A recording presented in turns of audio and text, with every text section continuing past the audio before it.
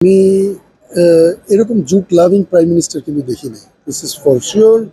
Because যিনি একটা দিন বাংলাদেশে এই আমরা অর্থনৈতিক বৈষম্য মনে করে আমাদের বাংলাদেশের স্বাধীনতার পিছনে অর্থনৈতিক বৈষম্যই মূল একটা কারণ ছিল, অনেকগুলো কারণের মধ্যে মূল কারণ।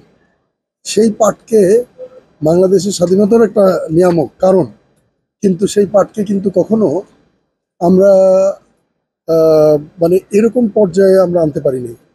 কারণ এই একটা পাট দিবস আমাদেরকে মাননীয় প্রধানমন্ত্রী দিয়েছেন, এবং মাননীয় প্রধানমন্ত্রী উনি নিজে স্টেজে উঠে বলেন আমার স্যান্ডেলটা পাটের তৈরি, আমার ভ্যানিটি ব্যাগটা পাটের তৈরি, আমার শাড়িটা পাটের তৈরি।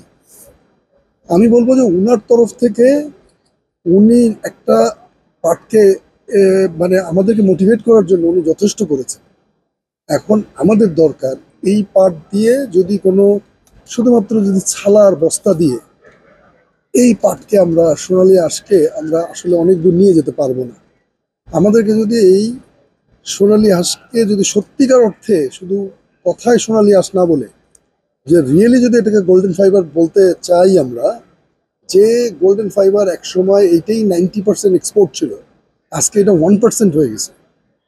আজকে এটা 1%-এর নিচে, যেটা একদিন একসময় 90% ছিল বাংলাদেশের এক্সপোর্টের, সেটাকে আমরা যদি আবার অনেক দূর নিয়ে যেতে পারি। এখন এটা 1 বিলিয়ন না, কিন্তু এটাকে আমি বলেছি যে 10 বিলিয়নে নেওয়া সম্ভব, যদি শুধু আমাদের দৃষ্টিভঙ্গি মাইন্ডসেট চেঞ্জ করতে হবে।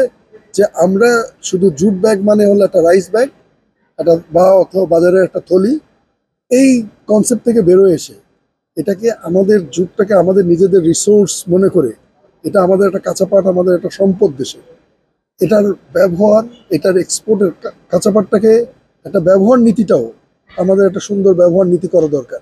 কারণ আমাদের কাঁচা পাট নিয়ে আরেকজনরা এর সাথে ভ্যালুয়েট করে অন্য কোনো দেশ তার অর্থনৈতিক সমৃদ্ধশালী করতেছে না। কিন্তু পৃথিবীর কোনো দেশ সে কিন্তু কখনো ফাইনাল প্রোডাক্ট বানাতে পারলে র মেটেরিয়াল কোনোদিন করবে না।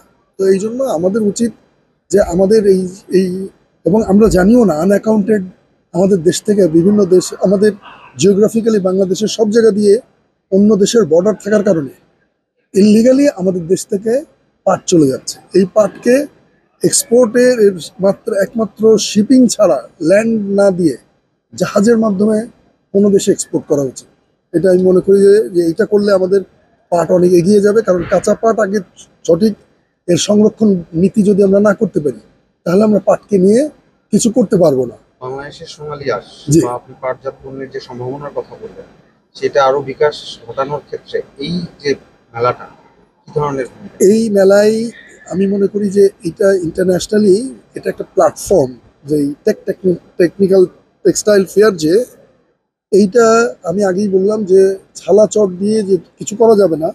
এটাকে যদি ভ্যালু অ্যাডেড জিনিস করা যায়, এই যে যে আমরা এর জন্য স্যুট বানাচ্ছি, এর জন্য যে বিভিন্ন প্রোডাক্ট, যে এর জন্য একটু মানে এক্সপেন্সিভ শপিং ব্যাগ বানাচ্ছি, এইগুলোকে আজকের বিদেশের কাছে সমাদৃত করার জন্য এরকম ধরনের মেলা, এটা ইন্টারন্যাশনালি এইটা আমি বলবো একটা দারুণ প্ল্যাটফর্ম। এই এই ধরনের মেলা বাংলাদেশের এই পাটকে আমাদের বিশ্বের দরবারে পরিচিত করার জন্য এটা একটা ওয়ান্ডারফুল প্ল্যাটফর্ম।